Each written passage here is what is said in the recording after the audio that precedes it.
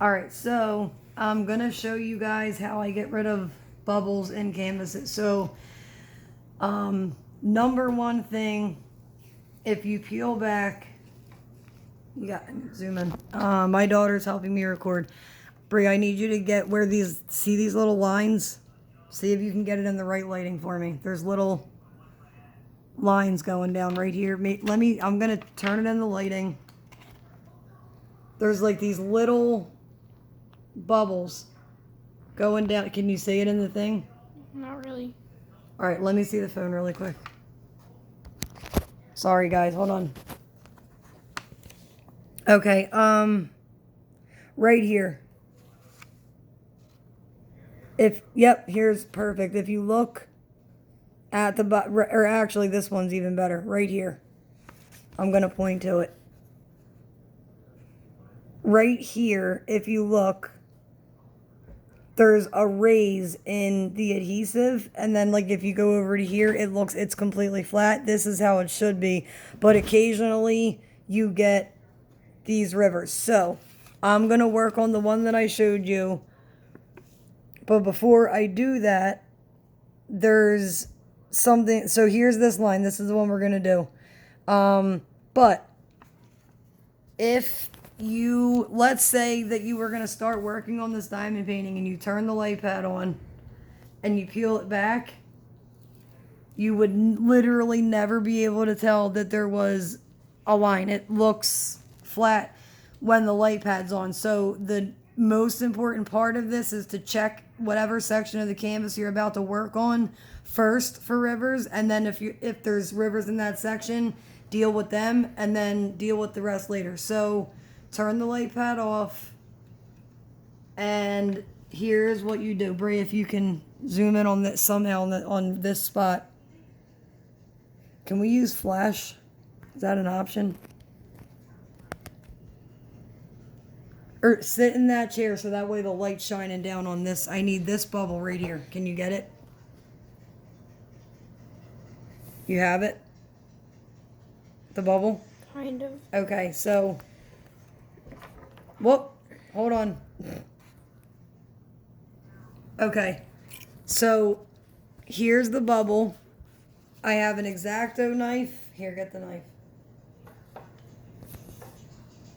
Okay, with a super, I don't even know what size blade, whatever one it comes with. So here's what you do. Let's say I was gonna work on from this line, like down to here. I would take the X-Acto knife. I don't know if you can see the bubble, but you're gonna go right in the center of the bubble. Don't press too hard because you'll go through the canvas, but don't be afraid to put a little bit of pressure on it and slide down. Then you start, if you notice, like I turned the X-Acto knife. If you just do little tiny lines right across where it's raised, it releases the air. And there's another one right now, really small one right next to it. It's hard to see. Oh, there we go. I'm getting it. You can actually, once you go through it, it kind of starts to disappear. And then you do this. Then go back, do it in the opposite direction. If you notice it does not mess up the symbols, you should still be able to see them clearly. Now, these two rivers that I'm working on, they do go all the way up here, but since this would be the only section I'm about to work on, that's all I did. Now, from this black line down, you can't, it looks gone. Just to make sure, I'm closing up the X-Acto knife, what you can do is take any diamond painting pen with no wax in the tip, and then you want to start from here, place it down, and just drag the pen down, which will flatten it out a little bit more. Don't press too hard when you do this part. And this is not necessary. I haven't done this with the pen on the canvas that I'm working on now, and it still straightens them out. Then this part. You want to put the paper back down. You don't have to lean anything on it or like leave it overnight, but if you just press back down on it and then do this.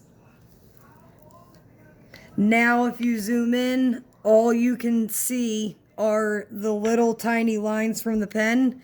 The bubble is gone. Once I get up to here, I'm going to have to fix that part. But like I said, if you do it in sections, it only takes a couple minutes of your time.